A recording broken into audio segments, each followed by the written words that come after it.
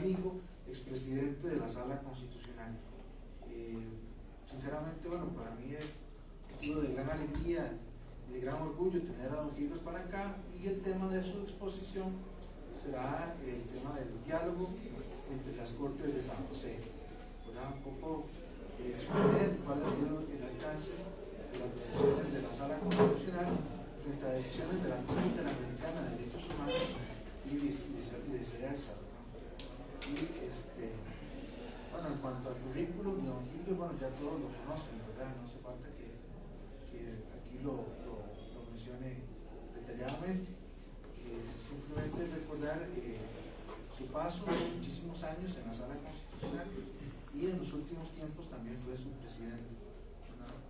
Y tuvo la ocasión de dictar unas sentencias que son emblemáticas y que marcaron la pauta y no solamente sus sentencias, sino también sus votos salvados en muchos temas.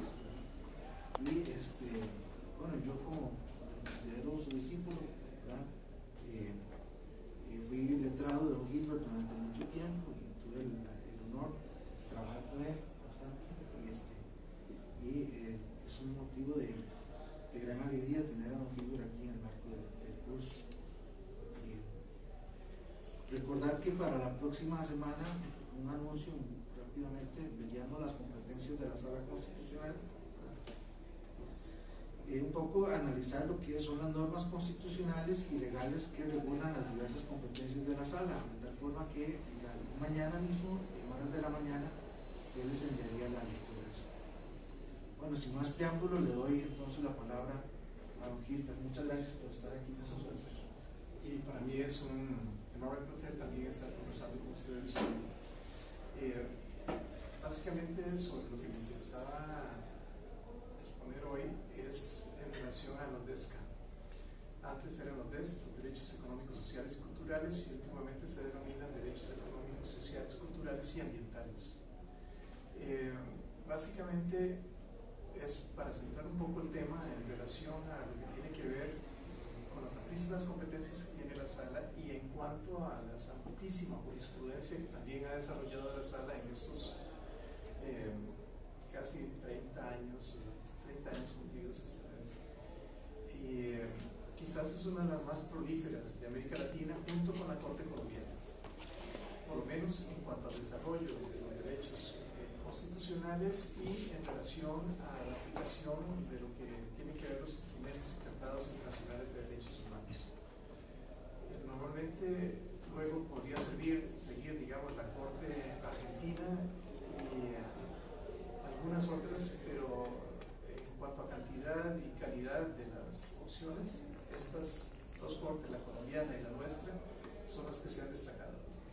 De hecho, la colombiana tiene una mejor reputación a nivel latinoamericana que la nuestra, porque normalmente, por ejemplo, ellos han tenido la habilidad de tener un marketing un poco más agresivo a raíz de América Latina, y eso les ha permitido dar a conocer mejor sus sentencias. Sin embargo, hay una cuestión que es importante también saber en relación al tema que don Víctor desarrollará en las próximas clases, y es que cuando se habla de tribunales constitucionales o de salas constitucionales, la gente parte de que casi hay un estándar, y la verdad, más que todo, digamos, fomentado en los últimos tiempos por lo que se denomina el Ius Constitutionale Comune, que es básicamente el director del Max Planck de Heidelberg, Erwin von Bondanti, y Mariela Morales Antoniazzi, digamos, y Eduardo Ferrer MacGregor han impulsado mucho esta corriente de Ius Constitutionale Comune. Sin embargo, de Ius Constitutionale Comune hay poco realmente. Lo que se construye se puede construir sobre la jurisprudencia de la Corte Interamericana, que es respetada por muchos de los países latinoamericanos. Ciertamente, por ejemplo, la mayoría de los nuevos tribunales constitucionales en América Latina surgen aproximadamente entre el 80 y el 90. Hay otros tribunales que siguen siendo las mismas cortes que existían antes de que se diera esta revolución, como en el caso de México, que la Corte Suprema ha mantenido, digamos, la hegemonía del control de constitucionalidad como lo teníamos nosotros antes con la Corte Suprema. Pero en realidad son bastante diferentes. modelos también lo son. El colombiano, por ejemplo, todos los jueces son jueces de constitucionalidad, los amparos o la tutela se presentan ante ellos y posteriormente tienen la obligación, una vez que resuelven, de remitir todos los asuntos a la Corte de Constitucionalidad. Los asuntos sobre la Corte que la Corte de Constitucionalidad admite para estudiar son los que finalmente tienen un pronunciamiento de esta alta Corte y los demás se tienen por confirmados, ya sea rechazando o admitiéndolo, digamos, tal como viene. Nosotros tenemos una particularidad que casi no existe en América Latina y es un tribunal concentrado de constitucionalidad, con todas las competencias, como ustedes bien lo saben. Y esto se debe fundamentalmente a la influencia de don Rodolfo Pisa y de don Luis Paulino Mora, entre otros, aunque en la ley de la jurisdicción constitucional, por ejemplo, participaron casi todos los juristas de renombre de este país, interviniendo de una forma u otra, algunas veces oficialmente, otras veces extraoficialmente, desde Otto Albán, de la presidencia de la Corte Suprema en su momento, hasta los que estaban en el Colegio de Abogados y otras entidades. Pero básicamente nuestra Corte de Constitucionalidad o nuestra Sala de Constitucionalidad tiene fundamento en el artículo 25 del Pacto de San José. Este artículo 25 lo que establece es que los tribunales deben contar, en aplicación al Pacto de San José, deben encontrar los ciudadanos un recurso fácil, sencillo y asequible que les permita presentar sin ningún requisito un recurso de amparo. Cuando les hablo de ningún requisito es que, por ejemplo, ustedes van y ven la Corte Constitucional de México. Es un tribunal bastante cerrado en cuanto a la admisibilidad. Esto lo digo porque, por ejemplo, uno cuando ha tenido una institución mucho tiempo ni siquiera se cuestiona las cosas. A veces el acceso al Tribunal Constitucional es como respirar, es como el aire. Cualquier ciudadano puede presentarlo de la forma en que lo considere pertinente y además, por ejemplo, no existe ningún tipo de formalidad, incluso niños pueden visitar los países latinoamericanos. Esto es una cuestión que, por ejemplo, a ellos les sorprende y les sorprende muchísimo. Y eso ha permitido, por ejemplo, también, entre esa gran cantidad de asuntos que se presentan, encontrar asuntos que son realmente relevantes e importantes y a veces transforman toda la realidad. Sobre esto de los tribunales constitucionales y su jurisprudencia, ustedes van a ver, como les decía antes, que algunos lo denominan virus constitucional común, para tratar de explicar esta realidad latinoamericana, que es un poco diferente. Otros hablan del neoconstitucionalismo y otros hablan, digamos, últimamente los mexicanos como a fuerza del derecho constitucional transformador. Nosotros, seguro no bastaba que se resolvieran de la forma que tenían que hacerse para que hubiera alguna satisfacción, digamos. Y les digo que la influencia de don Rodolfo Pisa y de Luis Paulino fue muy importante, no solo con este artículo 25, sino con la línea que se marcó en relación a la Corte Interamericana de Derechos Humanos. Quizás nosotros fuimos el primer país en tomar en serio el Pacto de San José. Y quizás por algo de orgullo nacional que lleva el nombre de ese pacto en nuestro país. Y las personas que intervinieron para su construcción también fueron personas de una gran relevancia en este país, como Fernando Bolio, entre otros, digamos. Eso dio como consecuencia una gran cantidad de jurisprudencia increíblemente novedosa desde los primeros días que la Sala Constitucional empezó a funcionar. No lo voy a decir porque no quiero quitarles más tiempo, pero recuerden el caso del copero, por ejemplo, o el caso del niño, del hijo de la Sala Cuarta, que en Navidad escribía, digamos. Y hay muchísimos otros casos que comenzaron a difundir a nivel nacional el cuento del Salacuartazo, como la posibilidad que tiene cualquier ciudadano de controlar el poder y a los poderosos. Que eso no existe en casi ningún país. Eso es una cuestión que es increíblemente novedosa.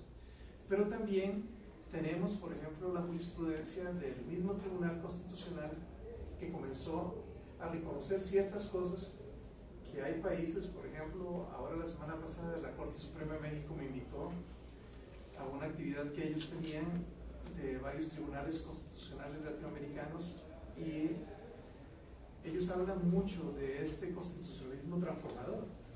Y cuando uno escucha lo que ellos están haciendo, que esta Corte Mexicana, digamos, la última, sí ha estado impulsando novedosas sentencias, muchas de las cuales nosotros tenemos desde 1992, 93, pero para ellos son realmente novedosas y transformadoras. Pero, por ejemplo, quisiera mencionarles el voto 28290 del 13 de marzo. Es una decisión que la Sala estableció muy pronto y dice: las disposiciones de los tratados resultan ejecutivas y ejecutables por sí mismas sin necesidad de otras normas que las desarrollen en el derecho interno. Las legales que las contradigan deben tenerse simplemente por derogadas en virtud precisamente del rango superior del tratado. Esto lo que quiere decir es algo que era revolucionario en su momento. Recuerden que en el 90 nosotros todavía estábamos como un derecho, casi todo el derecho, muy conservador y muy formalista. Ciertamente la Constitución nuestra dice que los tratados ratificados y aprobados por el país tienen un valor superior a la ley, pero hasta ahí. No dicen que tengan un valor superior a la Constitución. Y tampoco dicen, por ejemplo, que un instrumento internacional de derechos humanos tenga prevalencia automática, de facto, para que lo puedan aplicar los jueces. Pero la jurisprudencia de la Sala ya lo decía. En un principio, uno puede presuponer que es un contrasentido que la Sala dijera esto sabiendo que hay una justicia constitucional concentrada y que los jueces tienen que consultar la constitucionalidad de cualquier norma antes de declararla inaplicable. Pero creo que en el fondo de lo que se trató es que era un momento donde habían ciertas posiciones diferentes en la Sala Constitucional con respecto a cuál era el valor que iban a traer los instrumentos internacionales de derechos humanos dentro de la misma Sala. Y una de las corrientes logró impulsar una resolución como esta. Y en última instancia, esa resolución lo que venía a decir, bueno, de aquí en adelante, nosotros vamos a analizar el derecho interno bajo el tamiz de los instrumentos internacionales de derechos humanos, lo cual les digo que para el 92 era muy, muy novedoso en América Latina. Hay otra sentencia que completa lo que les digo, es la 3435 del 92, sobre la eficacia supraconstitucional de los derechos humanos. Y dice: los instrumentos internacionales de derechos humanos vigentes en Costa Rica tienen no solamente un valor similar a la Constitución política, sino que en la medida que otorguen mayores derechos o garantías a las personas, priman sobre la Constitución. O sea, por vía de interpretación, la Sala Constitucional dice que hay algo que está más allá de la Constitución, y son los instrumentos internacionales. Y ahí se va a derivar una corriente que luego se expandirá por toda América Latina. Y, por ejemplo, esta misma, el pedacito de resolución, ustedes lo encuentran. ¿Eso qué implica? Que no es una constitución como la Constitución norteamericana, con unos contenidos abstractos indeterminados que le permita al juez constitucional interpretar esa constitución y darle el contenido que él considere, que la Constitución dice lo que dice el Tribunal Constitucional que dice. Porque en el fondo, cada vez que la Corte Suprema se pronuncia en un determinado caso, interpreta los alcances del contenido de las normas constitucionales. En el caso nuestro, las normas tienen un contenido sustancial de ese tipo, pero también a veces tienen un contenido procesal, pero no cubre casi todos los nuevos derechos, no están ahí, salvo por vía de interpretación. Si ustedes consultan en la Sala Constitucional, en el digesto, se van a dar cuenta, por ejemplo, que hay una serie de principios que se han establecido vía interpretación. Y es una cantidad exagerada de nuevos derechos o nuevos principios. Pero es vía interpretación, pero esta interpretación, como vamos a ver, viene más de los tratados internacionales de derechos humanos o del Pacto de San José que de la propia Constitución. Aunque siempre hace referencia la sentencia a determinadas normas de la Constitución que tienen unos principios generales. En lo que a mí me interesa hoy es discutir, como les decía, los derechos económicos, sociales y culturales. Voy a utilizar dos sentencias a modo de ejemplo para poder contrastarlas. Ambas son sobre salud. Una es la que tiene que ver con el SIDA, digamos, en 1997, los enfermos de SIDA, y otra del 2019 que tiene que ver con las listas de espera. En relación a la Corte Interamericana, por ejemplo, seleccioné dos que tienen que ver con los DESCAS, una que tiene del 2017 que tiene que ver con la libertad sindical, que es un tema que está muy en discusión, digamos, últimamente, y el otro, por ejemplo, del 2019, que tiene que ver con el derecho a la pensión, porque este es un tema que desarrolla la sentencia nuestra de las listas de espera también indirectamente.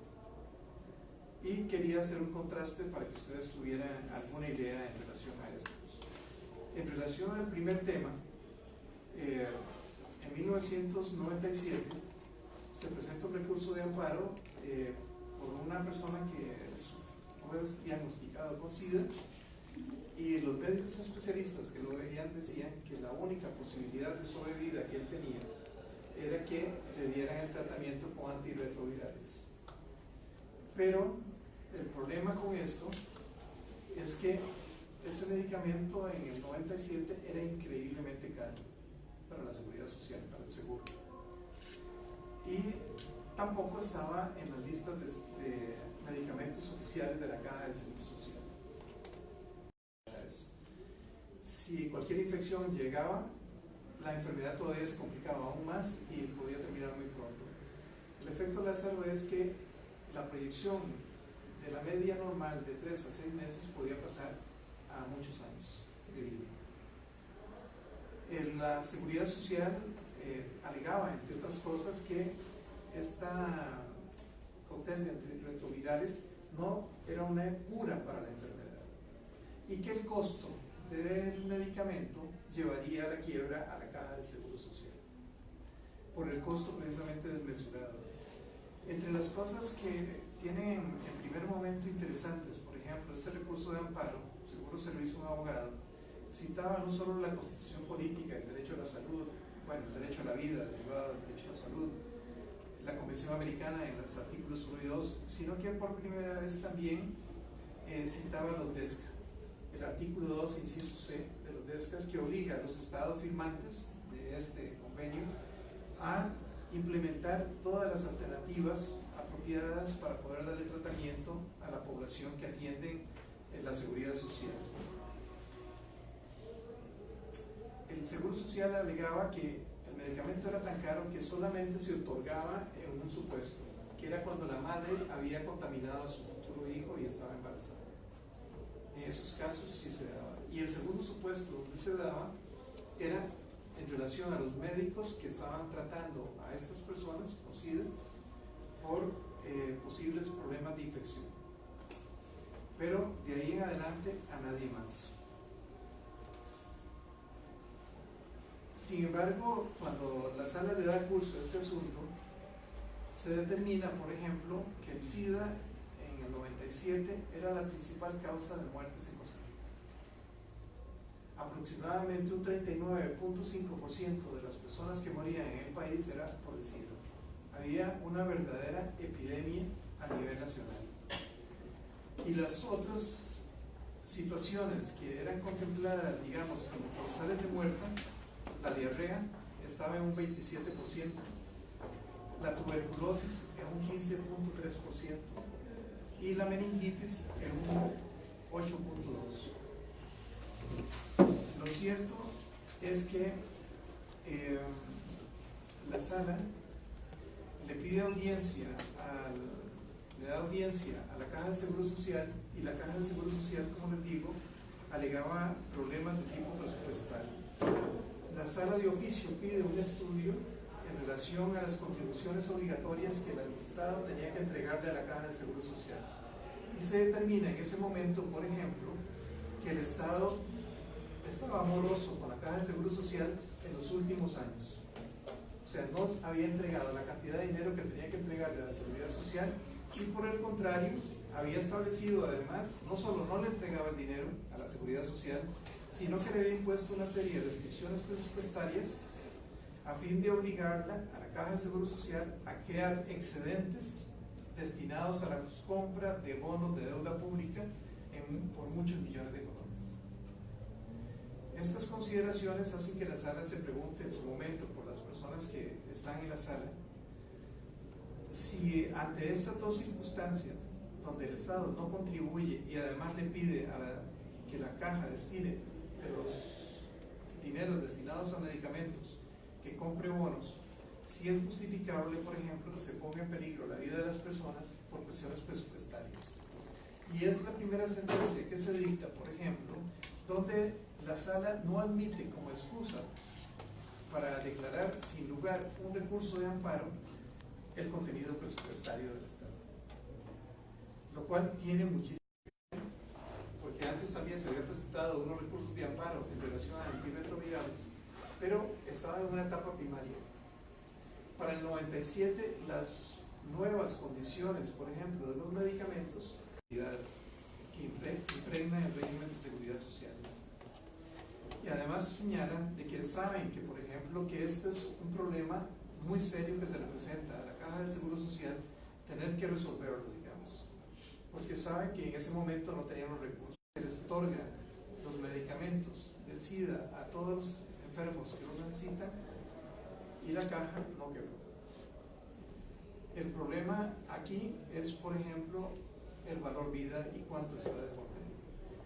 Otro de los aspectos que es importante es que por primera vez también se utiliza como criterio de interpretación directo los DES, que son los derechos económicos, sociales y culturales, para fundamentar una sentencia en una norma convencional y no solamente, digamos, en la norma constitucional.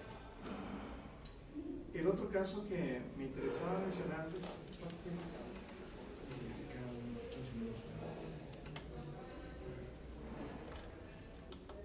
el otro caso que me interesa es un asunto que presenta una adulta mayor de 73 años. Ella fue valorada en el hospital de Alajuela y necesitaba una cirugía de reparación porque tenía constantes pérdidas de orina. Y ella no tenía, digamos, las condiciones económicas para estar comprando lo que se requería. En este caso son unas toallas especializadas y la caja tampoco se las estaba dando por el momento. Necesitaba una operación que se llama cistocele y esa operación es considerada no urgente. Ustedes saben, por ejemplo, que la Caja del Seguro Social tiene dos listas de personas que llegan y se presentan al servicio. Los que están en una situación de urgencia, que normalmente se les hace un campo en las condiciones que sean, y otro de las personas que no están en esa situación de prioridad absoluta, y estas son las personas que ustedes ven en la televisión que los mandan 1, 2, 3 años, 10 años para que se les haga exámenes, a veces absurdos. Yo he visto casos que llegaban a la sala de una persona con la próstata que parecía una pera, que urgía que le hicieran un examen de próstata, digamos, y la mandaban a 3, 4 años el examen que se necesitaba para ver si lo operaban o no. Sabía que eso posiblemente esa persona lleva hasta muerta. Pero lo cierto es que, bueno, hay esa situación. También hay una cuestión que ustedes, yo debería decirles que se da por hecho, pero la sala tiene, por ejemplo, una consideración especial cuando se trata del derecho a la salud de la gente. Hay dos asuntos que se resuelven prácticamente de inmediato en la sala. Uno es los asuntos de habeas corpus, que aún eso dura un poco más, anda aproximadamente en 8 días o 12 días, dependiendo del caso. Hay unos que son más complejos, que duran muchísimo más. Pero en relación a los asuntos de salud, la evolución de la sala, digamos, hasta el momento en que yo estuve, que era a finales del 95, principios del 96, había una directriz de la sala en el sentido de que toda persona que presentara un recurso por salud, determinando de las condiciones que viniera avalado, digamos, por el médico tratante, se dictaba una medida cautelar para que fuera atendido en las condiciones que su médico tratante decía, bajo la responsabilidad de su médico tratante. Prácticamente había una medida cautelar para que de inmediato prácticamente a la persona se le atendiera de alguna manera. Y esto normalmente la caja, digamos, que lo hacía. He de decir también que también aquí hay una distorsión del sistema.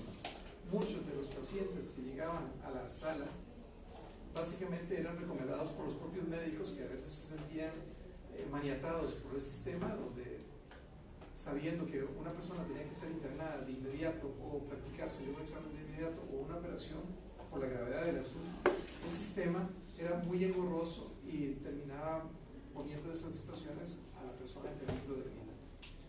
Bueno, lo cierto es que, por ejemplo, tratándose de esta persona, cuando se recibe el recurso de amparo se le da audiencia a la caja, y la caja, con el nuevo presidente de oficio, contesta diciendo que ellos tienen una serie de problemas estructurales impresionantes, desde que no tienen especialistas, que no existen cierto tipo de programas, que no hay los medios técnicos ni de laboratorio para determinadas situaciones, y que tampoco tienen el dinero para muchas cosas, que han estado trabajando en algunas de estas opciones alternativas, y señala una larga lista de pendientes con programas que tienen ahí.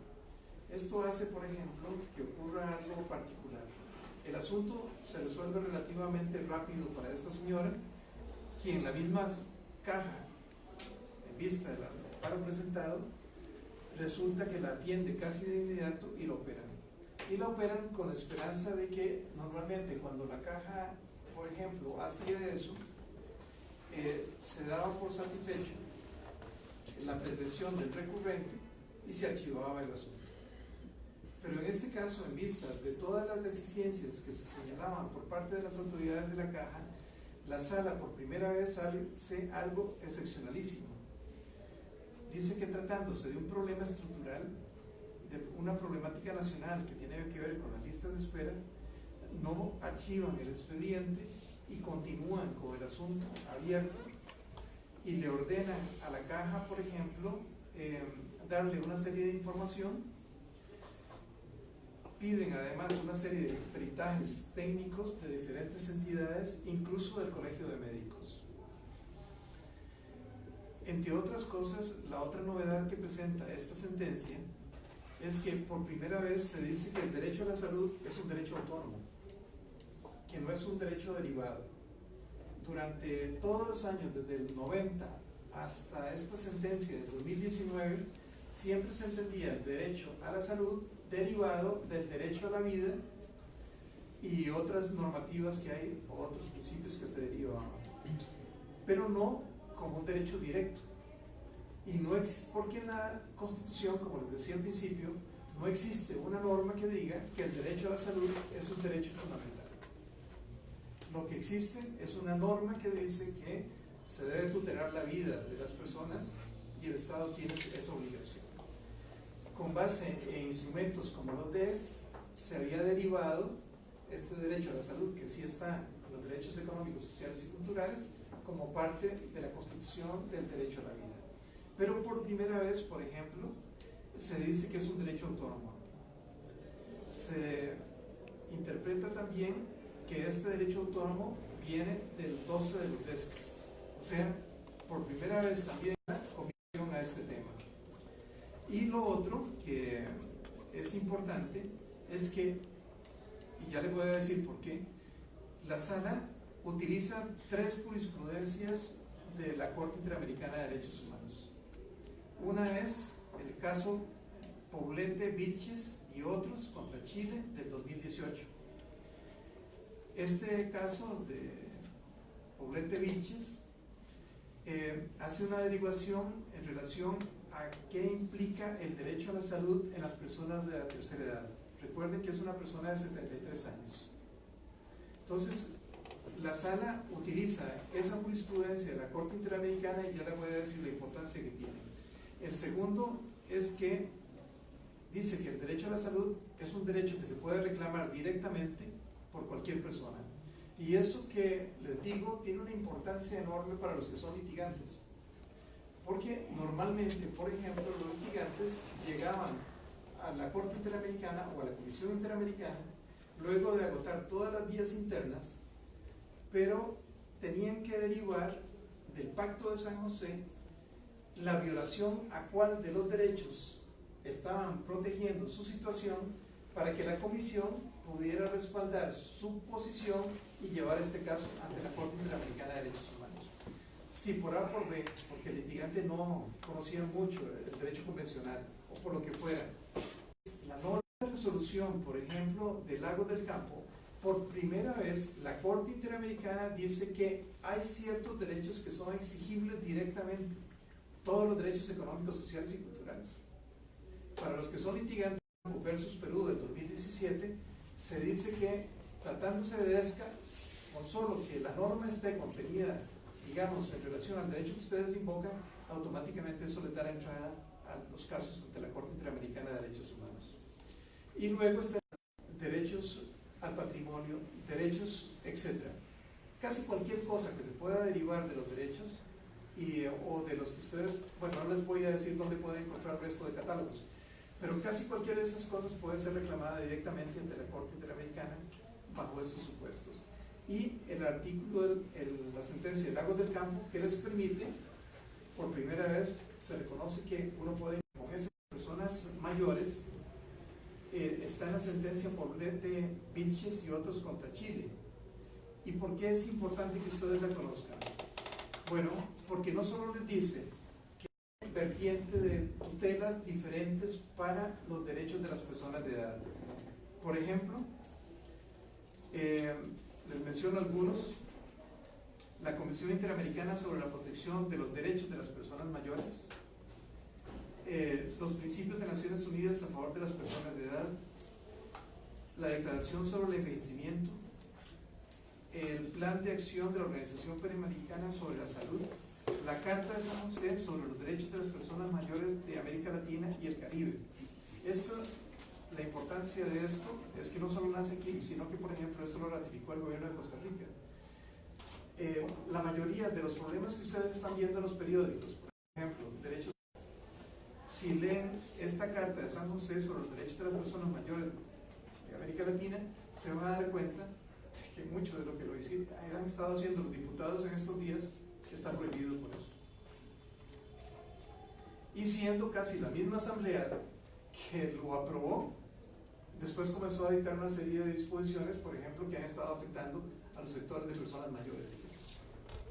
Y eso, lo que les digo, es que es como una pera cayéndose del árbol. O sea. Lo otro, por ejemplo, vean el parágrafo 127 de esta sentencia, porque son sentencias muy largas para que no tengan que leérsela. Dice que, por ejemplo, que ellos tienen un derecho a una protección reforzada y a la adopción de medidas diferenciadas tanto en la esfera pública como privada.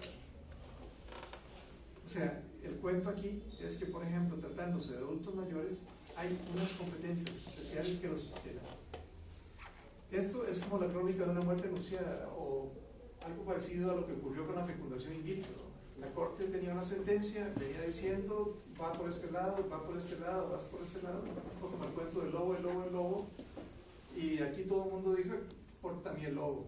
Y bueno, por también vino la sentencia condenatoria, vino las medidas coercitivas que impusieron al país y además nos pusieron con mucho a nivel latinoamericano, entre otras cosas.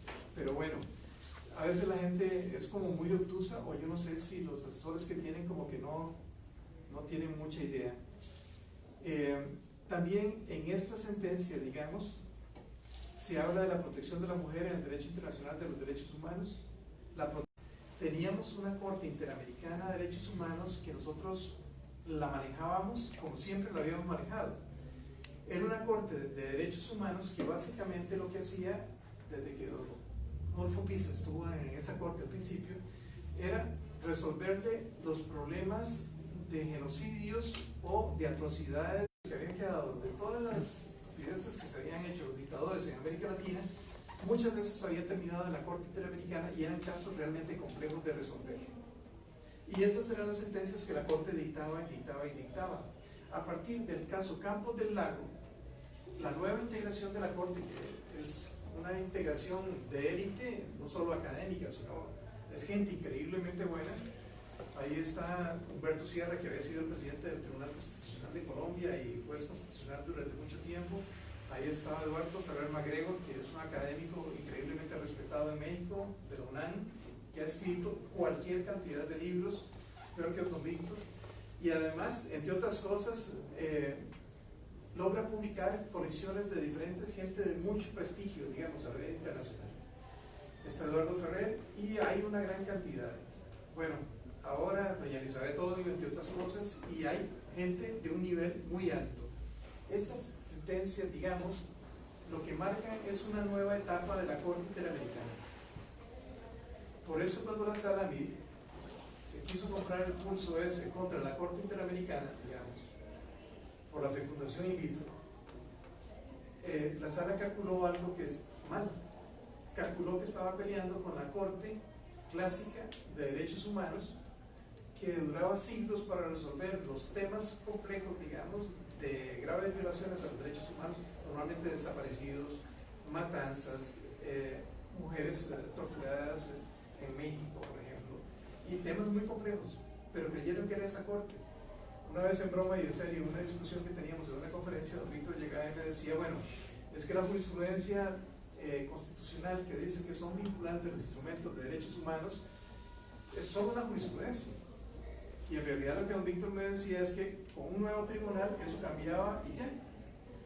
Y entonces yo le decía en ese momento que en realidad lo que no nos habíamos dado cuenta es que ahora para el país había una sala quinta. Y es la sala que revisa, la sala constitucional, lo que hace. ¿Por qué? Porque a partir del 96, con este caso, Campos del Lago, tenemos una corte que aplica directamente el pacto, los DESCA, los derechos económicos, sociales y culturales. Y no solo los DESCA, sino toda esa normativa que ustedes pueden ver en esas sentencias, son normativa que aplica como derecho aplicable convencional. Y es con la medida que mide a los tribunales constitucionales para ver si están haciendo bien las cosas. Por eso ustedes ven, por ejemplo, cuando después de que la saca lo de la fecundación in vitro, del curso que da y lo demás, y luego que le piden audiencia, bueno, la resolución de la Corte Interamericana es como cuando el papá regaña al niño y le dice, mire, ubíquese, aquí quien manda soy yo y estas son las consecuencias por usted no haber hecho lo que yo le decía que tenía que hacer.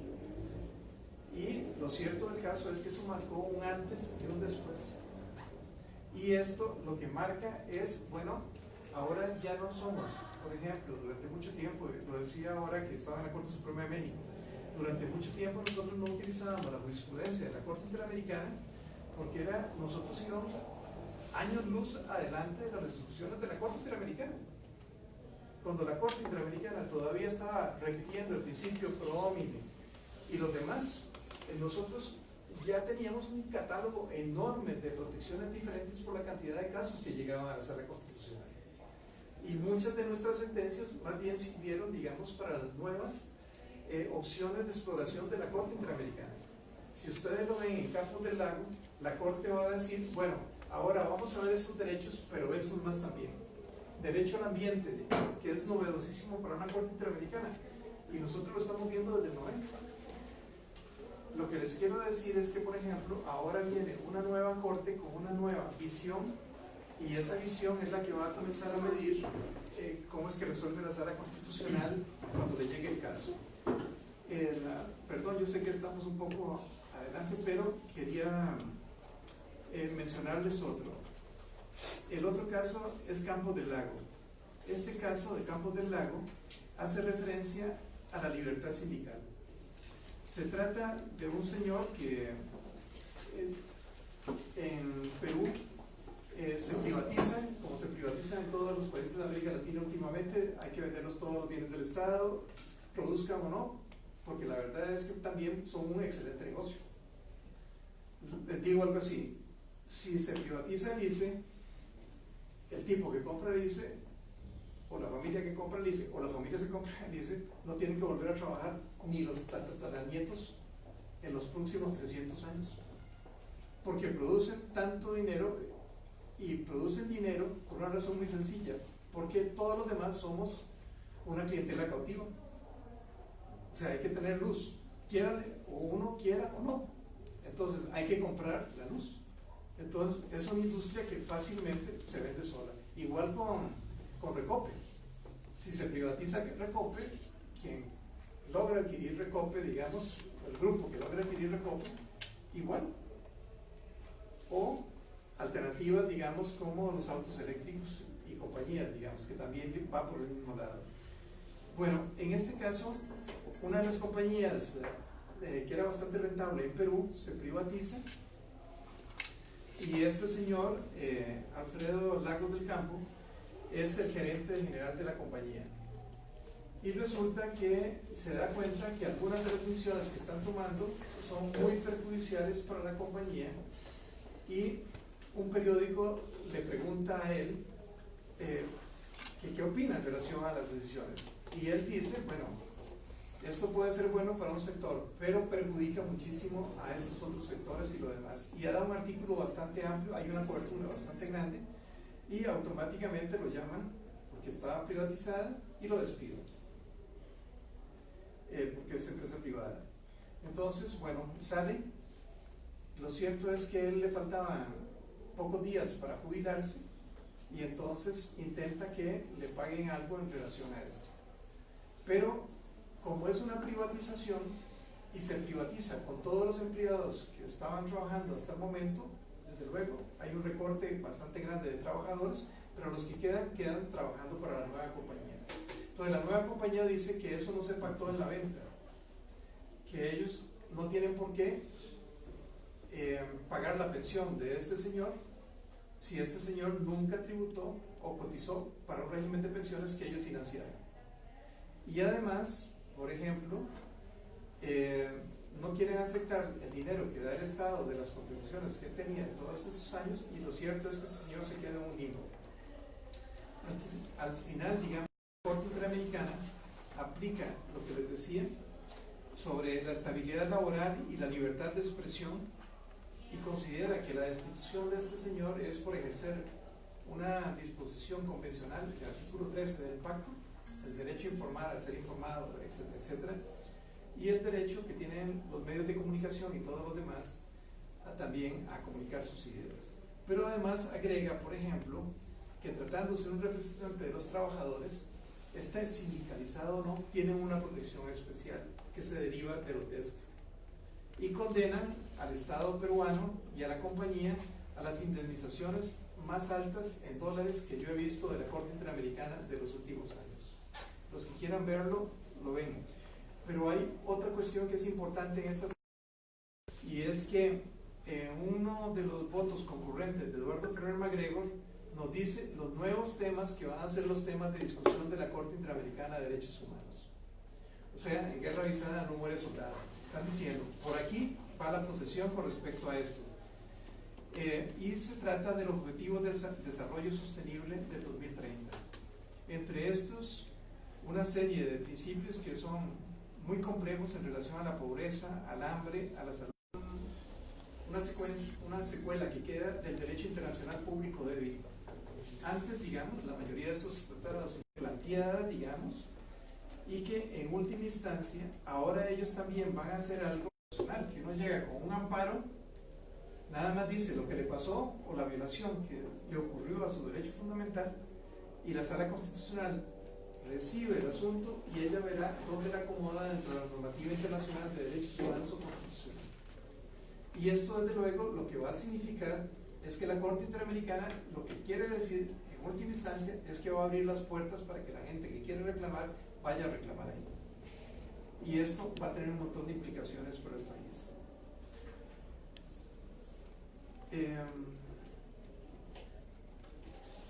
Lo último que les menciono no está dentro de esos. Para los que quieran ver ese fallo, es un fallo que se llama Muelles Flores versus Perú, del 2019.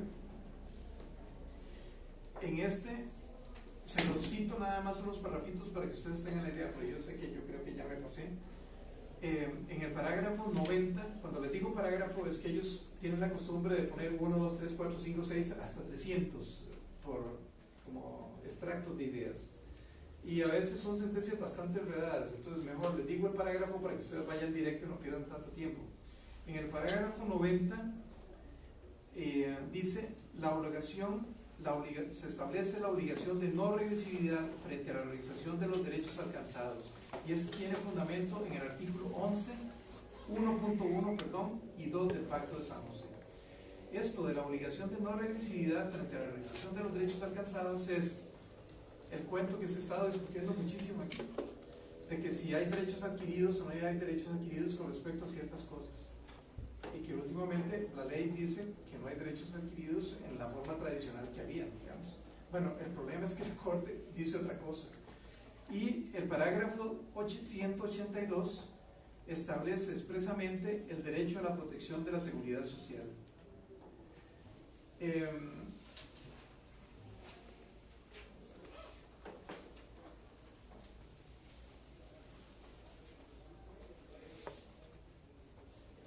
Las sentencias que sirven de base para sustentar esto es 5 pensionistas versus Perú, Acevedo Buendía y otros versus Perú, y dicen que cualquier afectación al patrimonio que se dé como violación de esos derechos que la persona ya tenía es violatoria del 2.1 del 21 de la Convención.